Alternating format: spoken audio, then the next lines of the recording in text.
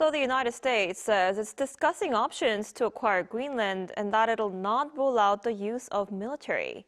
For more on this, we're joined today by Daniel Connolly, Associate Professor of International Relations at Hankuk University of Foreign Studies.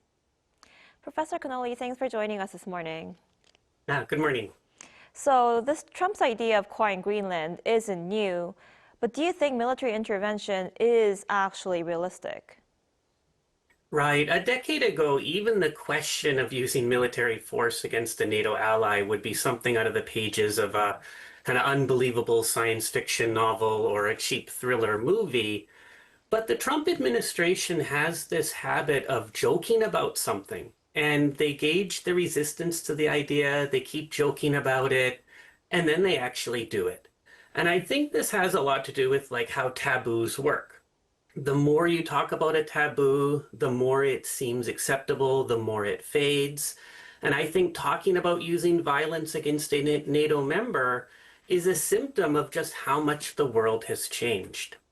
That being said, I don't think the US will use military force like we saw in Venezuela or Iraq in 2003. The US would rather purchase the land or kind of force some concessions from the Danish government. But if violence or military force was used, I would expect like a hybrid warfare model. So lots of US disinformation, political influence operations, cultivation of a separatist movement in Greenland that would then request the US military's assistance. And for those of you that know your history, this is exactly how the United States got Texas in the 19th century. So it's not an unbelievable kind of occurrence. I see. And the U.S. Secretary of State says he will meet with Danish officials about Greenland next week. How do you think the talks will play out? Right. It's important to bear in mind that in these talks, there's actually going to be three groups in the room: the United States, the Danish government, and also officials from Greenland, which is a self-governing part of the Danish kingdom. And this is going to make it hard for Denmark to kind of negotiate with the United States because in a three-actor game, the US can put a lot of enticements and pressure on the Danish government or the Greenland officials, which will make it hard for them to create kind of a united front. More broadly, I think Denmark's European allies are also torn between this desire to preserve US support in the war in Ukraine, but also trying to criticize US kind of talk about use of violence or violations of Denmark's sovereignty. And this really exposes Europe's hollow position right now.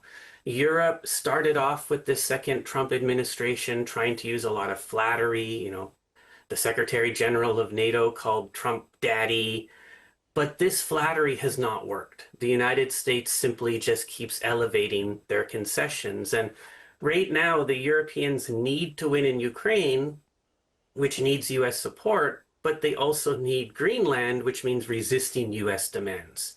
It's going to be very difficult to do both, in my opinion.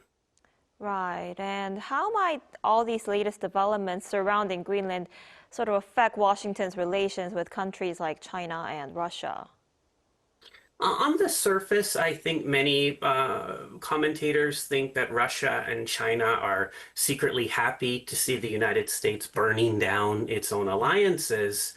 But I think more fundamentally, there is a big difference between Russia and China, in my opinion. I think Russia has a lot more similarities with the United States. They are both strong military powers that have engaged in illegal wars. They're kind of rogue actors in today's international system. China, I would suggest, is much more status quo. And when I say China, this also, I would say, includes all of Northeast Asian states, Korea, Japan. We all need freedom of the sea. We need the globalized trading order. China is deeply concerned about the unraveling of this rule-based globalized system because this is what helped pull tens and hundreds of millions of people out of poverty, and there's still a lot more work to be done. So when you see these kinds of US, basically stopping tankers on the high seas, this is definitely very concerning for Chinese policymakers. because unlike Russia, which has kind of been a loser of globalization, China and I would say South Korea and Japan have been winners in globalization. So all three countries have to be deeply concerned about the US willfully unraveling the globalized and rule-based system. I see. And on Venezuela, the U.S. says the only oil transported in and out of the country will be through approved channels consistent with U.S. law and national security interests. What's your take on this, and how might this affect the broader geopolitical landscape? Right. Again, many commentators call this the Trump administration's own goal, right? They're doing something that's hurting their own cause. But this is assuming that the US is playing the same game as everyone else. And Trump has been saying repeatedly that he's not playing the same game that previous US administrations have. Even today, he gave an interview talking about that he doesn't believe in international law, just his own morality.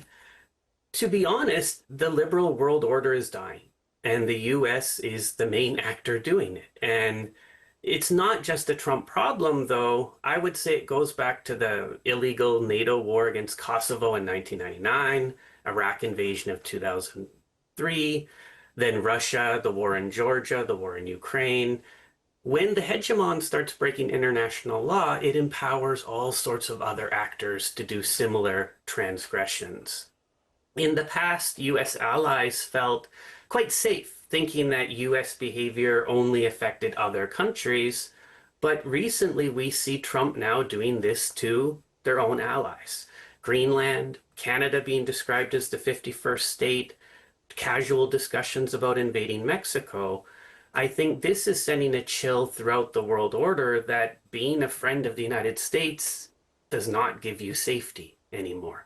And I think this really underscores that we need to start thinking about diversifying our international relations for middle powers and small powers and cultivating autonomy so that sometimes we can say no to unjust demands by great powers. Right. All right, Professor Connolly, thank you so much for your insight this morning. We appreciate it. Thank you.